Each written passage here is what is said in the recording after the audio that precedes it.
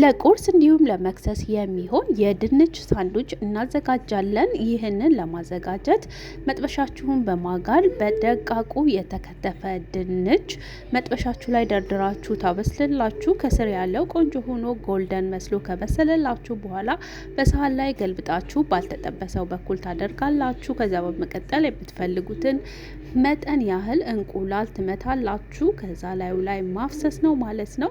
እንቁላላችሁ ላይ ጨው እንደዚሁም ብላክ ፔፐር ብታደርጉበት ቆንጆ ጣዕም ይሰጠዋል ማለት ነው። በመቀጠል እንደዚህ ገልብጣችሁ ከላይ ቺዝ ማንኛውም እናንተ የምትወዱትን ነገር ማድረግ ትችላላችሁ። እዚህ ጋር ሞዝሬላ ቺዝ ነው ያደረጉት። እንደዚሁም አቮካዶ መጨመር ትችላላችሁ። የሚያስደስታችሁን ቶፒንግ አድርጋችሁ ለቁርስ ወይም ለመክሰስ መጠቀም ትችላላችሁ። ከዛ ባለፈ ክብደታችሁ ማስተካከል የምትፈልጉና ምንም አይነት ዳቦ መመገብ የማትፈልጉ ሰዎች ይህ እንደ አማራጭ ይሆናችኋል። ሀይ ፕሮቲን የሆነ ቀለል ያለ ቆንጆ ጣፋጭ ቁርስ ወይም መክሰስ አገኛችሁ ማለት ነው። ሰናይ ቀን።